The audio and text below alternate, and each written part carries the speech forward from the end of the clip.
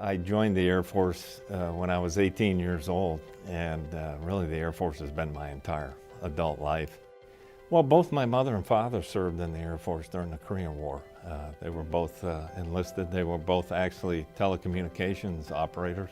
My mother was always a big role model for me by pushing me to expand my horizons. And although she didn't really push me very hard to join the Air Force, it sort of came naturally because of the stories I'd heard from both her and my father as a kid.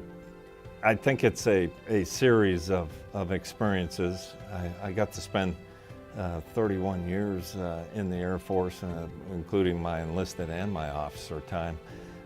Just the building of experiences all through that career, and then also spending time as an Air Force civilian after I retired, and then getting the opportunity to go work on the Senate Armed Services Committee from that really, I think, provided two perspectives for me. One from being inside the Air Force, and then a perspective that sort of applies like the population, where not as many members of Congress have served previously or are veterans. So I think I was able to provide the perspective of being an Air Force officer and an Air Force civilian to members of Congress, and as well as the staffers on the committee. So I can't point to any one thing that would prepare me to be the Undersecretary of the Air Force, but it certainly has been a series of experiences.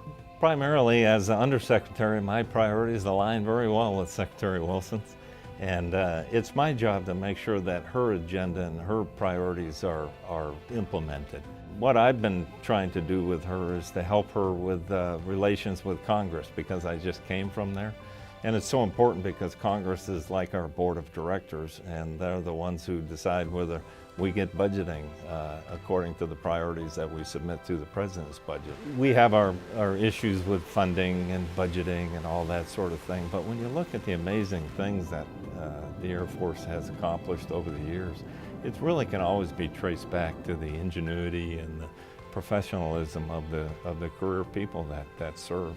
I'm an airman myself. I bleed blue, and the best thing that I've ever experienced are the people that I've gotten to know over the years. And I've been associated with the Air Force now for 40 years, and so I've met an awful lot of people. A lot of them are still in now. A lot of them have retired, but we stay in touch, and I look forward to meeting all the airmen I can during my time here.